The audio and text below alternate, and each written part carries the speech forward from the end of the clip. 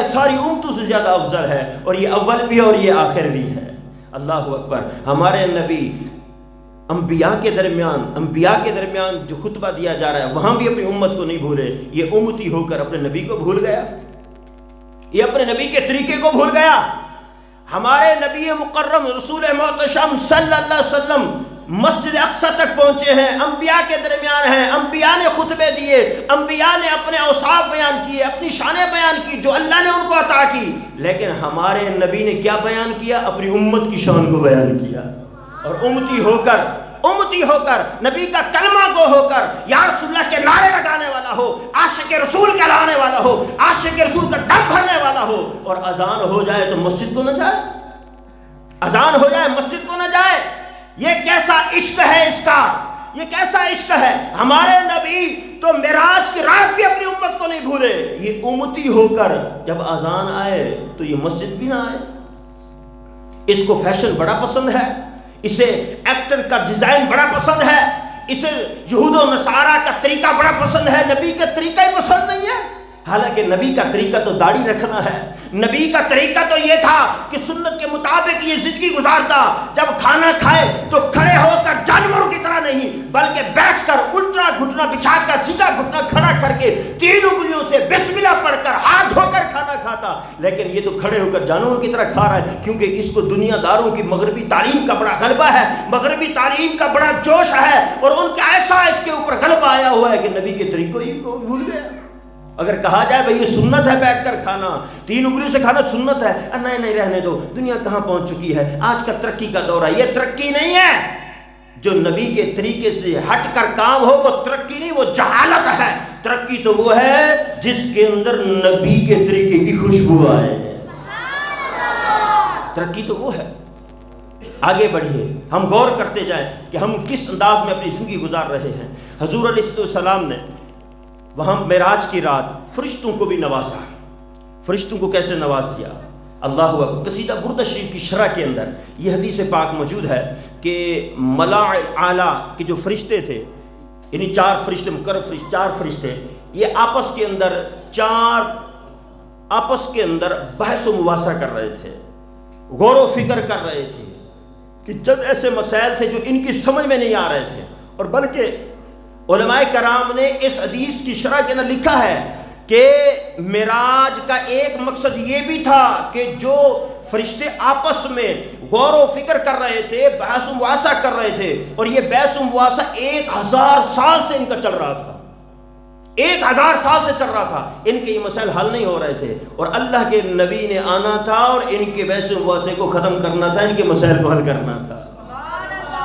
ایک مقصد یہ بھی ہے معراج کا، یہ بھی بیان کیا گیا۔ حضور علیہ السلام جب وہاں معراج پر پہنچے تو فرشتوں کو دیکھا، وہ اپنے آپس کے اندر بحث و مباحثہ کے اندر لگے ہوئے ہیں۔ اللہ تبارک و تعالیٰ نے اپنے محبوب سے پوچھا، اے محبوب یہ بتاؤ، یہ جو فرشتے آپس میں بحث و مباحثہ کے اندر لگے ہوئے ہیں، آپ کو ان کی بحث و مباحثہ سے کوئی بات سمجھ آئی؟ عرض کی، اے میرے پاک پروردگار عالم، مجھے ان کی کوئی بات سمجھ نہیں آئی، ان کے مسائل سمجھ میں نہیں آئے۔ اللہ تبارک و تعالیٰ نے اپنی قدرت کاملہ سے اپنے محبوب کو وہ فیض عطا فرمایا کہ آپ کا سینہ ٹھنڈا ہو گیا۔ پھر پوچھا، اے محبوب اب بتاؤ کہ یہ جو فرشتے آپس میں بحث و مباحثہ کر رہے ہیں آپ کو پتہ ہے؟ عرض کی یا اللہ عز و جل، مجھے سب چیزوں کا پتہ چل گیا ہے، مجھے سب چیزوں کا پتہ چل گیا ہے۔ اللہ تبارک و تعالیٰ نے فرشتوں کی طرف متوجہ ہو کر فرمایا، اے فرشتوں، میرا محبوب آ گیا، اپنے مسائل کا حل تلاش کر لو، میرا محبوب آ گیا، اپنے مسائل کا حل تلاش کر لو۔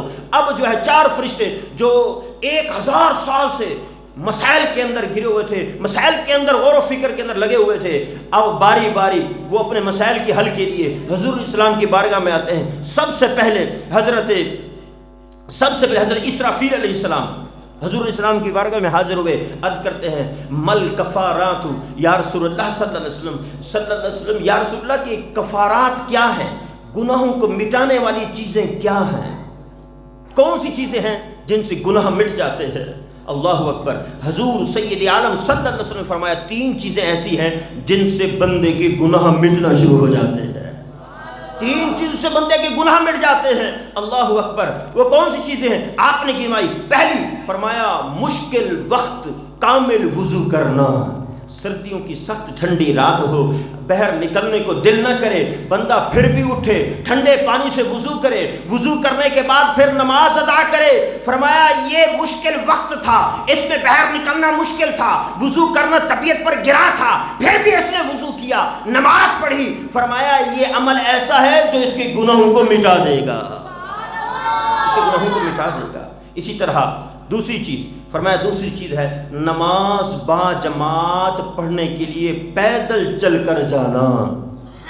فرمایا نماز کو جماعت کے ساتھ پڑھنے کے لیے پیدل چل کر جانا، یہ بھی عمل ایسا ہے جو بندے کے گناہوں کو مٹا دیتا ہے۔ اور تیسری چیز فرمایا، تیسری یہ ہے کہ ایک نماز کے بعد دوسری نماز کا انتظار کرنا، ایک نماز کے بعد دوسری نماز کا انتظار کرنا۔ یہ 3 عمل ہیں جس سے بندے کے گناہ مٹ جاتے ہیں۔ حضرت اسرافیل علیہ السلام نے عرض کی، یا رسول اللہ میرا مسئلہ حل ہو گیا، میرے تینوں مسئلے حل ہو گئے ہیں، مجھے اب کوئی ٹینشن نہیں ہے۔ اللہ اکبر۔ جب یہ چلے گئے، حضرت میکائیل علیہ السلام آگے بڑھے، عرض کرتے یا رسول اللہ صلی اللہ علیہ وسلم درجات کیا چیز ہیں؟ میری جو ٹینشن ہے، میں جس مسئلے پر غور و خوض کر رہا ہوں وہ ہے درجات۔ درجات کیا چیز ہیں؟ یعنی کون سے ایسے عمل ہیں کہ جن کے ذریعے اللہ تبارک و تعالیٰ بندے کے درجے بلند فرما دیتا ہے؟ آپ علیہ السلام نے فرمایا یہ بھی 3 چیزیں ہیں۔ فرمایا یہ بھی 3 چیزیں ہیں۔ کیا؟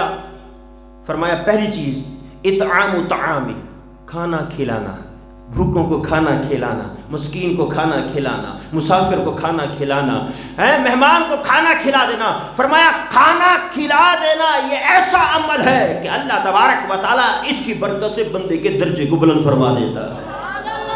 لیکن درجے کو بلند کر دیا جاتا ہے جو بندہ کھانا کھلاتا ہے۔ اور اسی طرح دوسرا فرمایا، دوسرا یہ ہے کہ سلام کو عام کرنا۔ سلام کو عام، جو سلام کو عام کرے گا، یعنی جانتا ہے نہیں جانتا سلام کرے۔ کیوں؟ کیونکہ حدیث پاک کے اندر آتا ہے کہ قیامت والے دن مومن کی شفاعت کرے گا، مومن کی شفاعت کرے گا، اسی سلام کی برکت سے شفاعت کرے گا۔ سلام کرنے کی برکت سے بندے کے اندر سے تکبر ختم ہوتا ہے، سلام پہ پہل کرنے کی برکت سے بندے کے اندر عاجزی و انکساری پیدا ہوتی ہے۔ یہ ایسا عمل ہے، سلام کو عام کرنا، سلام کرنا، جانتے ہیں نہیں جانتے، ہمسایہ ہے، مسافر ہے، جو بھی ہے، سامنے آیا، آپ نے سلام کر دیا، سلام کو عام کیا۔ فرمایا اس عمل کی برکت سے اللہ تبارک و تعالیٰ اس بندے کے درجے کو بلند فرما دیتا ہے۔ اور تیسری چیز فرمایا، تیسری چیز یہ ہے وَالصَّلَاةُ بِاللَّيْلِ وَالنَّاسُ نِيَامٌ۔ فرمایا رات کو لوگ سو رہے ہوں، یہ رات کو اٹھے اور نماز شروع کر دے۔ رات کو لوگ سو رہے ہوں، یہ اٹھے، وضو بنائے اور نماز شروع کر دے۔ فرمایا یہ ایسا عمل ہے اللہ کو اتنا پسند ہے، اللہ تبارک و تعالیٰ اس عمل کی برکت سے اس بندے کے درجے کو بلند فرما دیتا ہے۔ نفس پر بڑا گھرا مسئلہ ہے، نفس پر بڑا بھاری مسئلہ ہے۔ ادھر تو 5 نمازیں پڑھنا بڑا مشکل ہو جاتا ہے، اذان ہو جائے مسجد میں جانا مشکل ہو جاتا ہے، اور ایک بندہ 5 نمازوں کے ساتھ ساتھ رات کو لوگ سوئے ہوئے ہیں، یہ اٹھتا ہے، ٹھنڈا پانی ہو یا گرم پانی ہو، جس کیفیت میں ہو، جا کے وضو بناتا ہے، وضو بنانے کے بعد لوگ بڑے مزے سے سو رہے ہیں، یہ مصلی بچھا کر اللہ کر رہا ہے، اللہ کی نماز پڑھ رہا ہے، اللہ کے آگے جھک رہا ہے۔ یہ اس کا جھکنا، رات کو لوگ سوئے ہوں اور یہ بندہ جھک رہا ہے، اللہ کی بارگاہ میں مناجات کر رہا ہے، یہ ایسا عمل کر رہا ہے کہ اسی عمل کی برکت سے اللہ تبارک و تعالیٰ اس بندے کے درجے کو بلند فرما دیتا ہے، اس کے درجات کو بلند فرما دیتا ہے۔ حضرت میکائیل علیہ السلام نے عرض کی، یا رسول اللہ میرے مسئلے حل ہو گئے، میرے مسئلے حل ہو گئے۔ اب جبریل امین حاضر ہوئے، عرض کرتے ہیں یا رسول اللہ صلی اللہ علیہ وسلم میرا جو مسئلہ ہے، میرا مسئلہ یہ ہے کہ نجات دلانے والی چیزیں کون سی ہیں، کون سی چیزیں ہیں جس سے بندے کو نجات مل جاتی ہے؟ اللہ اکبر۔ آپ علیہ السلام نے فرمایا یہ بھی 3 چیزیں ہیں۔ اللہ کے نبی علیہ السلام نے فرمایا یہ بھی 3 چیزیں ہیں۔ پہلی فرمایا خشیت اللہ فی السر والعلانیہ، فرمایا تنہائی میں اور سب کے سامنے اللہ سے ڈرنا، تنہائی میں اور سب کے سامنے اللہ سے ڈرنا، یہ ایسا عمل ہے جو بندے کو نجات دلا دیتا ہے۔ یعنی لوگوں کے سامنے بندے کے ہاتھ میں تسبیح ہو، نگاہیں جھکی ہو، اللہ کا ورد جاری ہو، اور جب اکیلا بیٹھا ہو، کمرے میں اکیلا کمرے میں بیٹھا ہو، پھر موبائل ہو، پھر سوشل میڈیا ہو، پھر فلمیں، ڈرامے، ناچ گانے، فحش یعنی کے معاملات ہو، ایسا نہیں۔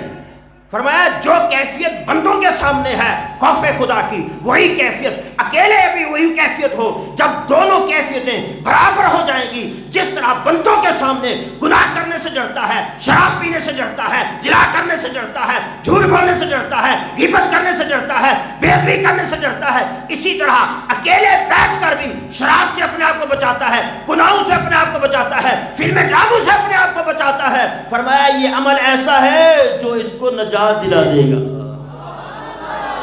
اس کو نجات دلا دے گا، جہنم سے نجات دلا دے گا۔ اور دوسری فرمایا دوسری والقصد فی الفقر والغنا، فرمایا کہ تنگی ہو، آسانی، غربت ہو یا مالداری میں نے رویہ اختیار کرنا۔ پیسہ آ گیا تو پھر دھڑا دھڑ خرچ، پھر پارٹیاں، پھر محافل، پھر سیر و تفریح، یعنی یہ کیفیت۔ اور جب تنگ دستی آئے تو پھر کیفیت اور ایسا نہیں کہ دونوں حالتوں کے اندر تنگی آئے یا مالدار ہو، دونوں میں ایک ہی انداز کے اندر زندگی گزارے ہیں۔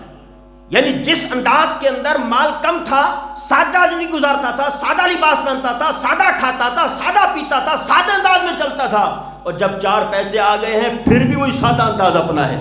یہ عمل ایسا ہے جو بندے کو نجات دلانے والا ہے۔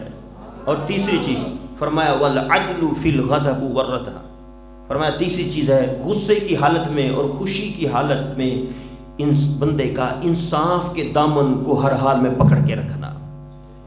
خوشی ہو یا غم ہو، خوشی کی کیفیت ہو یا غم کی کیفیت ہو، انصاف قائم کرنا، دونوں صورتوں میں انصاف قائم کرنا، یہ ایسا عمل ہے جو بندے کو نجات دلانے والا ہے۔ حضرت جبریل علیہ السلام نے عرض کیا یا رسول اللہ میرے مسئلے حل ہو گئے، میری پریشانی بھی دور ہو گئی۔ پھر آخر میں حضرت اسرائیل علیہ السلام حاضر ہوئے، عرض کرتے یا رسول اللہ میرا مسئلہ یہ ہے، میری پریشانی یہ ہے کہ ہلاکت میں ڈالنے والی کتنی چیزیں ہیں، ہلاکت میں ڈالنے والی کتنی چیزیں ہیں۔ اللہ اکبر، آپ علیہ السلام نے فرمایا ہلاکت میں ڈالنے والی بھی 3 چیزیں ہیں، ہلاکت میں ڈالنے والی بھی، سو گئے یا جاگ رہے ہیں؟ 3 چیزیں ایسی ہیں جو بندے کو ہلاکت میں ڈالنے والی ہیں۔ آپ علیہ السلام نے فرمایا پہلی چیز فرمایا کنجوسی، جس کی پیروی کی جائے۔ پیسہ موجود ہے خرچ نہیں کرنا، جوتا پھٹا ہوا کوئی بات نہیں، پیسہ جیب میں ہے نا، پیسے چوم چوم کے رکھنا ہے، بینک بڑھانا ہے، بینک بیلنس بڑھانا ہے، بچوں کو حاجت ہے اس پر خرچ نہیں کرنا، بس پیسہ جمع کرنا ہے، بال بچوں پر خرچ نہیں کرنا، گھر میں فاقے ہو رہے، تنگ دستی ہو رہے، نہیں بینک کو ہاتھ نہیں لگانا، چیک نہیں کاٹنا، پیسے نہیں نکالنا، تنگ دستی کا شکار، کتابیں نہیں، کوئی مسئلہ نہیں، گزارا کر لیں گے، پیسے جمع کرنا ہے، ایسی کنجوسی نہیں چلے گی، یہ کنجوسی ہلاکت میں ڈالنے والی ہے، ایسی کنجوسی نہیں ہونی چاہیے۔ اولاد پہ خرچ کرنا یہ صدقہ ہے، بیوی پر خرچ کرنا یہ صدقہ ہے، اپنے عزیز و اقارب پر خرچ کرنا یہ صدقہ ہے، صلہ رحمی بھی ہے، صدقہ صلہ رحمی بھی ہے۔ تو یہ کہ کنجوسی سے بچنا یہ بہت بڑی سعادت ہے، اور کنجوسی کی طرف جانا یہ ہلاکت میں ڈالنے والی چیز ہے۔ اور کنجوسی کرتے کرتے اگر دنیا سے چلا گیا، پیسہ بنایا، جائیداد بنائی، خود پریشانی میں مبتلا، مشکل سے وقت گزار کے روکھی سوکھی سے گزارا کیا، اولاد کو بھی ترسایا، اب جب دنیا سے چلے گئے پھر پتہ نہیں کس کس کے ہاتھ میں آیا، جس کے لیے کنجوسی کرتا رہا۔ اللہ اکبر، تو اپنی اولاد پر دل کھول کے خرچ کرنا چاہیے۔ دوسری بات فرمایا خواہش کی پیروی کرنا، جو بندہ اپنی خواہشات کی پیروی کے اندر لگا رہتا ہے وہ بندہ بھی ہلاک ہو جاتا ہے۔ یعنی پیسہ نہیں ہے نا، موبائل 50,000 والا خریدنا ہے، بھلے ادھار لینا پڑے، بھلے جس حالت میں لینا پڑے، چیز وہی لینی ہے۔ فرصت سائیکل کی ہے تو خواب دیکھنا موٹر سائیکل کے ہے۔ اگر لباس 1,000 والا پہن سکتا ہے تو لینا نہیں، میں نے 3,000 والا خریدنا ہے۔ یعنی خواہشات کی پیروی میں لگا رہتا ہے۔ جب خواہشات کی پیروی بندہ کرتا ہے پھر حلال و حرام کی پرواہ نہیں کرتا، پھر جب حلال و حرام کی پرواہ نہیں کرتا تو پھر ہلاکت میں خود کو خود گرتا چلا جاتا ہے، ہلاکت میں پڑ جاتا ہے، تباہی کی طرف پڑ جاتا ہے۔ اس لیے ہر حال میں اپنی خواہشات پر قابو کرنا چاہیے، اپنے خواہشات کو کنٹرول رکھنا چاہیے۔ اور تیسری چیز فرمایا، تیسری چیز یہ ہے کہ بندے کا اپنے آپ کو اچھا سمجھنا، اپنے آپ کو کوئی چیز سمجھنا کہ میں بہت بڑی چیز ہوں، بس میری بات چلے، جو میں کہوں بس وہی ہو، جو میں کہتا ہوں وہی صحیح ہے، باقی سب غلط ہے، میری بات کو اہمیت دی جائے، میرے قول کو زیادہ ترجیح دی جائے۔ جس کے اندر یہ بات آ گئی یہ خود پسندی میں آ جاتی ہے جو انسان کو ہلاکت میں ڈال دیتی ہے۔ جب حضور علیہ السلام نے یہ 3 باتیں بیان کی، حضرت عزرائیل علیہ السلام نے عرض کی یا رسول اللہ میرا مسئلہ بھی حل ہو گیا۔ 4 فرشتوں کا مسئلہ حضور علیہ السلام نے معراج کی رات حل فرما دیا، اور یہ وہ ان کے مسائل تھے جو 1000 سال سے ان مسائل کے اندر غور و خوض میں لگے ہوئے تھے۔ 1000 سال کے جو ان کے مسئلے تھے حضور علیہ السلام نے فوراً ہی حل فرما دیے، یعنی فرشتوں کو بھی نواز دیا، فرشتوں کو بھی نواز دیا۔ اور پھر حضور علیہ السلام نے جنت کا مشاہدہ کیا، جنت کا مشاہدہ کیا تو جنت کے دروازے پر لکھا ہوا تھا کہ جو اللہ کی راہ میں دے گا تو اس کو 10 گنا ثواب ہے، اور جو کسی تنگ دست کو قرض دے گا اللہ تعالیٰ اس کو 18 گنا ثواب عطا فرمائے گا، 18 گنا ثواب عطا فرمائے گا، یعنی اللہ کی راہ میں دے تو 10 گنا ثواب، اور کسی تنگ دست کو قرضہ دے تو اس کو 18 گنا ثواب۔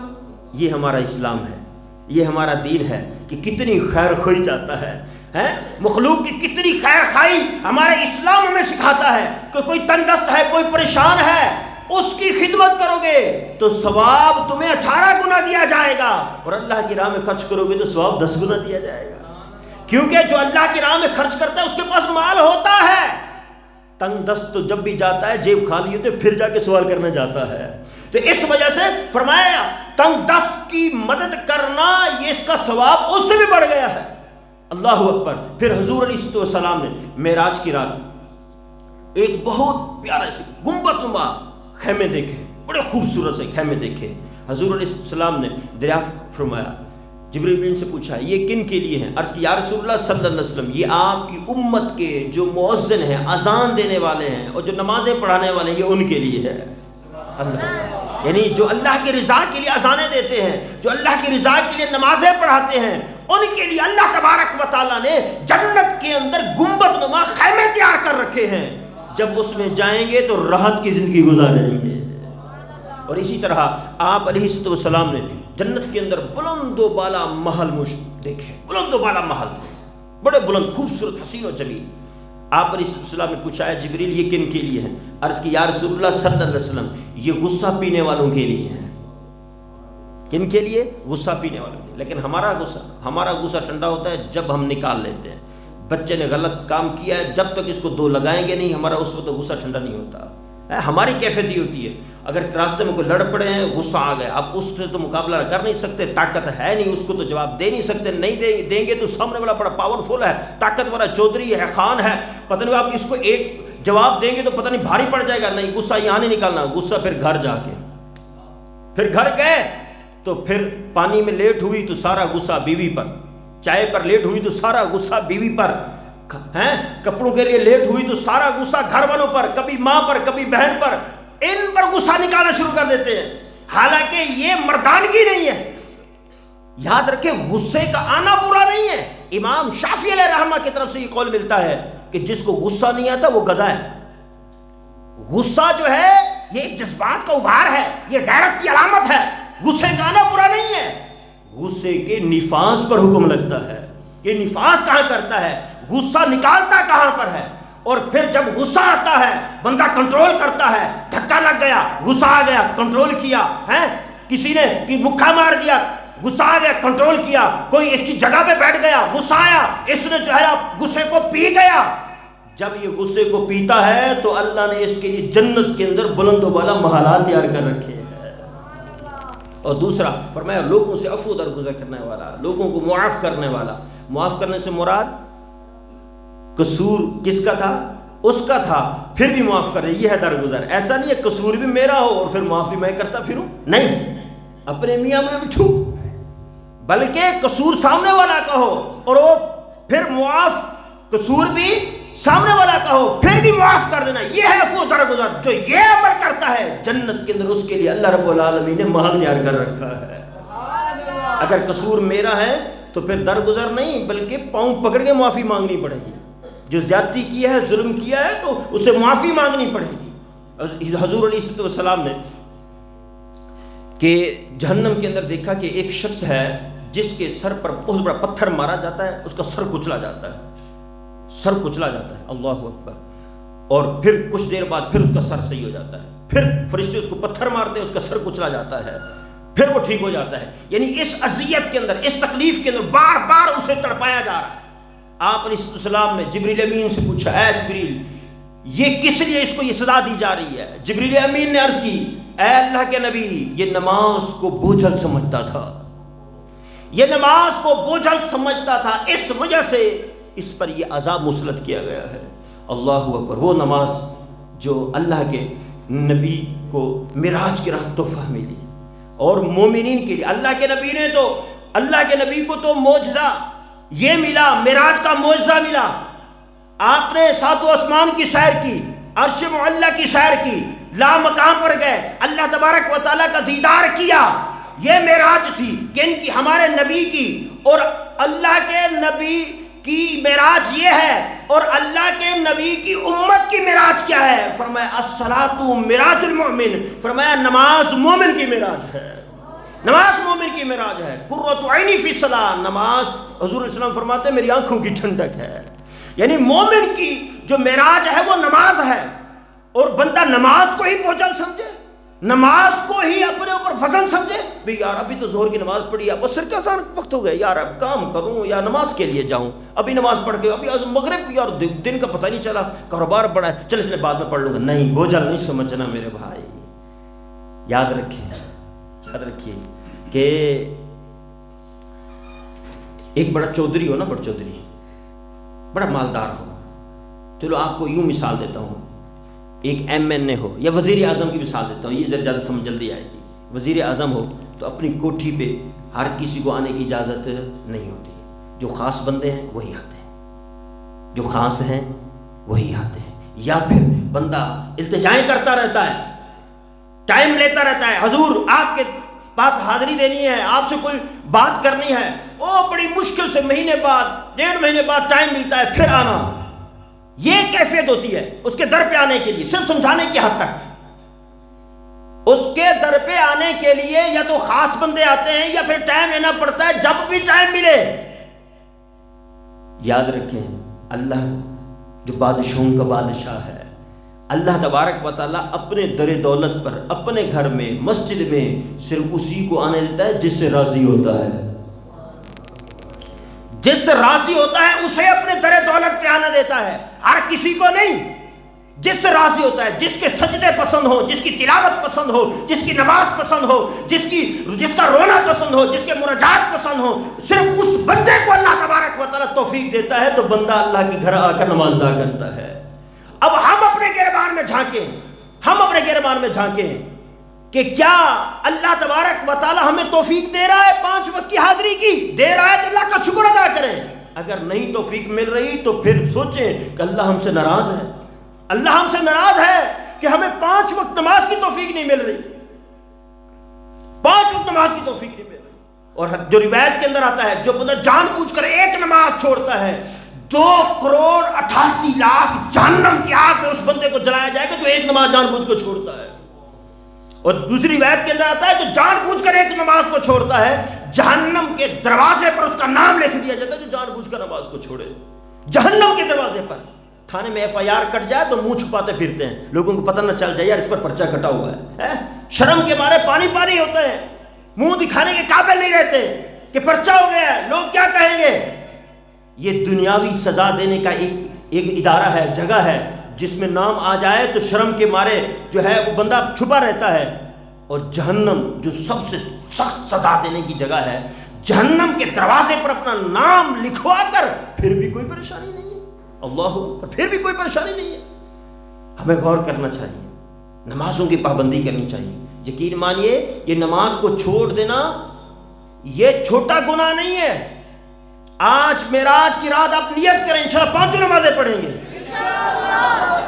ابھی میں آپ کو روایت سناتا ہوں کہ نماز کو چھوڑ دینا کوئی چھوٹا گناہ نہیں ہے. نماز کو چھوڑ دینا بہت بڑا گناہ ہے. نماز کو چھوڑ دینا یہ قتل سے بڑا گناہ ہے. نماز کو چھوڑ دینا یہ زنا سے بڑا گناہ ہے. ہاں ایک روایت میں آتا ہے جس کا خلاصہ ہے، حضرت موسیٰ علیہ السلام کے پاس ایک عورت چل کر آئی، عرض کرتی ہے اے اللہ کے نبی، اللہ کی بارگاہ میں میرے لیے سفارش کریں، اللہ تبارک و تعالیٰ مجھے بخش دے. اللہ تبارک و تعالیٰ مجھے بخش دے، مجھ سے بہت بڑی خطا ہو گئی ہے، مجھ سے بہت بڑی غلطی ہو گئی ہے۔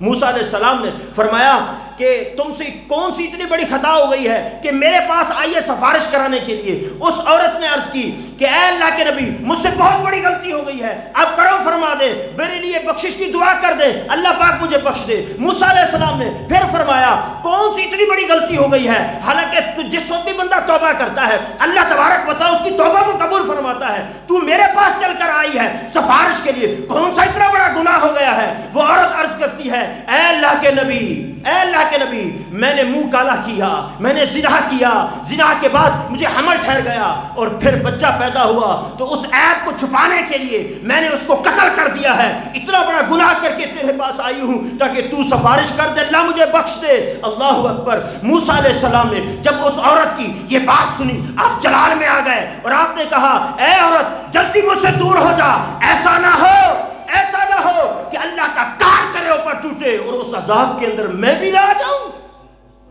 اللہ اکبر۔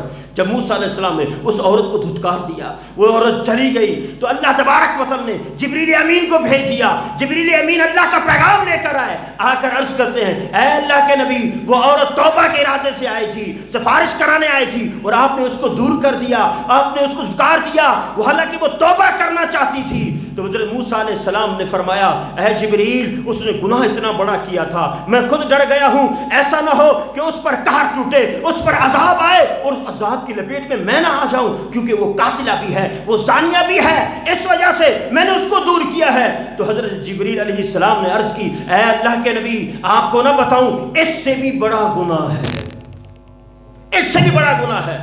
موسیٰ علیہ السلام نے فرمایا اے جبریل، اس سے بھی بڑا گناہ ہے، اس سے بھی بڑا گناہ ہے۔ اللہ اکبر۔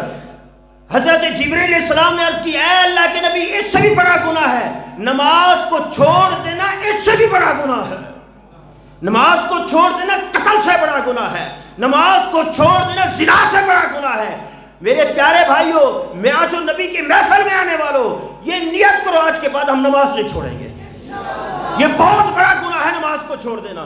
پانچوں نمازیں باجماعت پڑھنی ہے، اذان ہو جائے بس باقی سارے کام چھوڑ دیں، نماز کے لیے اپنے آپ کو جھکا دیں، نماز کے لیے آ کے جو ہے تیاری کر کے فوراً اللہ کے گھر میں آ جائیں۔ اگر مسجد قریب نہیں ہے تو وہیں زمین پر ہی نماز پڑھ لیں، اللہ پاک قبول فرمانے والا ہے۔ ایک حدیث پاک آپ کو سناتا ہوں جس کا خلاصہ ہے کہ حضور علیہ السلام نے فرمایا کہ جب اللہ تبارک و تعالیٰ سے دعا مانگو تو اس طرح مانگا کرو اے اللہ ہم میں سے کسی کو بدبخت اور مرحوم نہ بنانا، ہم میں سے کسی کو بدبخت اور مرحوم نہ بنانا۔ صحابہ کرام علیہم رضوان نے عرض کی یا رسول اللہ صلی اللہ علیہ وسلم بدبخت اور مرحوم کون ہے؟ آپ علیہ السلام نے فرمایا جو نماز نہیں پڑھتا وہ بدبخت اور مرحوم ہے۔ کہتے ہیں نا پریشانی بہت ہے، تنگی بہت ہے، ناچاکی بہت ہے، گھر میں سکون نہیں، گھر میں امن نہیں، گھر میں چین نہیں، پریشانیاں بڑھتی جا رہی ہیں۔ کیوں بڑھتی جا رہی ہیں؟ یہ بے نمازی کی جو نحوست تو نہیں پڑی ہوئی ہمارے اوپر، بلکہ بزرگوں نے تو اتنا فرمایا اگر کسی کے گھر میں جھگڑا کرانا ہو بے نمازی کا چکر لگوا لو، کسی کے گھر میں جھگڑا کرانا ہو تو خالی بے نمازی کا چکر لگا لو، پھر دیکھو لڑائی کیسے نہیں ہوتی۔ یعنی اتنی نحوست ہوتی ہے بے نمازی کی۔ اگر گھر کے ہمارے 6 فرد ہوں 7 فرد ہوں اور ان میں سے اگر سارے بے نمازی ہوں تو کتنی بڑی مصیبت، کتنا بڑا جو ہے نا تنگ دستی کا بوجھ ہمارے اوپر ہوگا، پھر کہاں سے سکون ہوگا؟ پھر نحوست بھی ہوگی، تنگ دستی بھی ہوگی، پریشانی بھی ہوگی۔ تو اس لیے ہم نے خود بھی نماز پڑھنی ہے، گھر والوں کو بھی نماز کی دعوت دینی ہے، گھر والوں کو بھی نماز کی دعوت دینی ہے۔ جو حضور علیہ السلام معراج کی رات اپنی امت کے لیے تحفہ لے کر آئے تو اس تحفے کو ہم نے سینے سے لگانا ہے، آخری سانس تک 5 نمازیں ادا کرنی ہے، آخری سانس تک 5 نمازیں ادا کرنی ہے۔ اور پھر نماز کیسے پڑھنی ہے؟ جس طرح ہمارے نبی علیہ السلام نے فرمایا ہے ویسے نماز پڑھنی ہے، جس طرح شریعت مطہرہ کو مطلوب ہے، جو طریقہ شریعت مطہرہ نے بیان کیا ہے ویسے نماز پڑھنی ہے، اپنی اٹکل سے نہیں پڑھنی۔ یعنی ہماری کیفیت کیا ہے؟ ہماری کیفیت تو یہ ہے جو بچپن میں جب عقل بھی کامل نہیں تھی، چھوٹے تھے، بچپنا تھا اور ہماری کیفیت ایسی تھی کہ بات بھی صحیح طرح سے سمجھ نہیں پاتے تھے۔ اس وقت جو مولوی صاحب سے مسجد کے امام سے نماز سیکھی تھی اور پھر بڑے ہو گئے اسی پہ چل رہے ہیں۔ حالانکہ کیفیت یہ ہے رات کا کھانا بھی بھول جاتے ہیں، کیفیت ہماری یہ ہے رات کا کھانا بھی بھول جاتے ہیں۔ ہماری حالت یہ ہے جو بچپن میں نماز سیکھی تھی اب 30 سال 40 سال 50 سال عمر ہو چکی ہے، کیا وہ نماز یاد ہوگی جو بچپن میں سیکھی ہے؟ کتنی اخلاق ہوں گی، کتنی غلطیاں ہوں گی، کتنی غلطیاں ہوں گی. تو اس کی تھوڑی سی میں آپ کو دعوت فکر اس لحاظ سے دیتا ہوں. اللہ تبارک و تعالیٰ نے قرآن مجید فرقان حمید کے اندر ارشاد فرمایا ان الصلاۃ تنہی عن الفحشاء والمنکر، بے شک نماز بے حیائی اور برے کاموں سے روکتی ہے. اللہ کا فرمان ہے، اس میں شک والی بات ہے ہی نہیں. نماز بے حیائی اور برے کاموں سے روکتی ہے. ایک بندہ 5 وقت نماز بھی پڑھتا ہے، فلمیں بھی دیکھتا ہے، نماز بھی پڑھتا ہے، بدنگاہی بھی کرتا ہے، نماز بھی پڑھتا ہے، غیبتیں بھی کرتا ہے، نماز بھی پڑھتا ہے، گلے بھی کرتا ہے، نماز بھی پڑھتا ہے، جھوٹ بھی بولتا ہے، نماز بھی پڑھتا ہے، پھر بھی گناہ چھوٹتے ہی نہیں ہیں. وجہ کیا ہے؟ حالانکہ قرآن کا فیصلہ تو یہ ہے کہ بے شک نماز بے حیائی اور برے کاموں سے روکتی ہے. تو علماء کرام نے یہاں توجہ دلائی، اپنی نماز چیک کریں، اپنی نماز چیک کرے. کیا نماز اس کی درست ہے؟ کیا کامل طریقے سے اپنی نماز ادا کرتا ہے؟ اگر نماز کامل طریقے سے نہیں ہو رہی تو پھر بے حیائی برے کاموں سے رکے گا ہی نہیں، پھر تو اسے بچائے گی نہیں نماز. نماز اس صورت میں اس کو بچائے گی جب یہ کامل طریقے سے صحیح طریقے سے نماز کو پڑھے گا. اور کامل طریقے سے نماز پڑھنے کے لیے نماز کو سیکھنا پڑتا ہے.